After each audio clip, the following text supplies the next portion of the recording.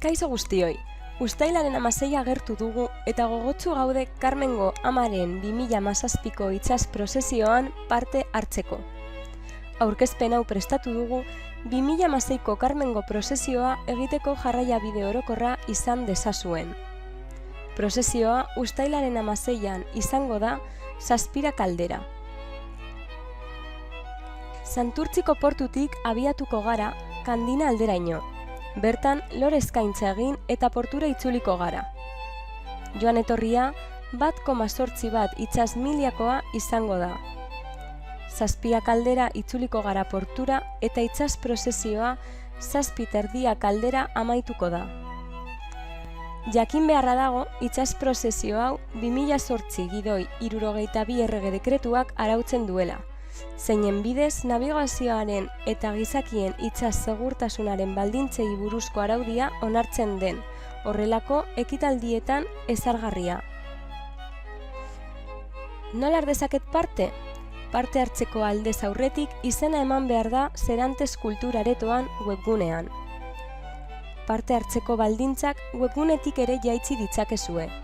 Baldintzok aipatutako errege dekretuarekin bat datoz, bereziki patroiaren eta ontzian doazen kideen bete beharrez ari direnak.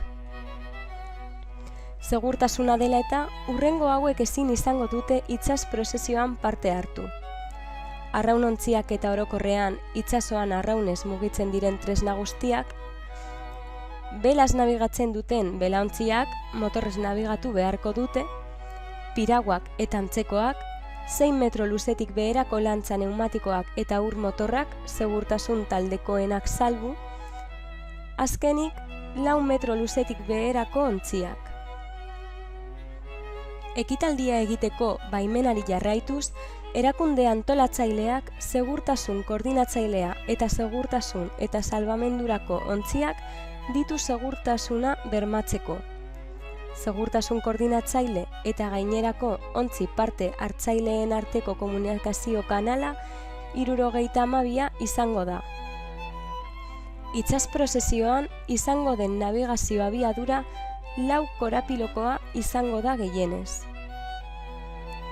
Nabigazioak dirauen bitartean saihestu beharko da pertsonak ontzi batetik bestera aldatzea. Arriskurik handienetako bat pertsonak kareletik behera erortzea da eta. Ontzietan ezin izango dira ziurtagirietan agertzen diren baino herritar gehiago joan. Santurtzi portuko ontziralekurako sarrera mugatua izango da. Herritarrak baimendutako ontzietara errazago igo eta bertatik jaitsi daitezen eta itsasaldiaren hasiera eten ez dadin. Amarralekua Santurtziko portua duten ontziak euren amarralekuan egon ahal izango dira prozesio hasi arte.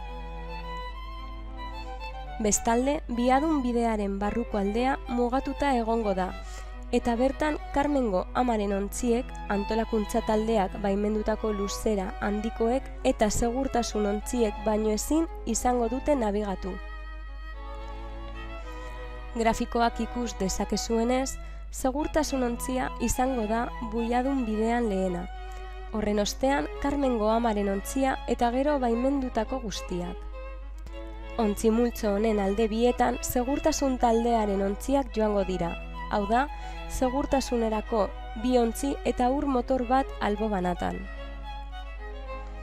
Gainerako ontziek buiadun bidetik kanpo nabigatu beharko dute, albo bietan paraleloan hain zuzen. Lore eskaintzaren tokira heltzen garenean, segurtasun ontzi bik, albo banatatik, gainerako ontzi parte hartzaileoi adieraziko digute lore eskaintza egiten den tokiaren iparaldean jartzeko. Luzera handiko ontziak lore eskaintza egiten den tokiaren hegoaldean geratuko dira. Lore eskaintza amaituta, etorritako bide beretik itzuliko gara portura.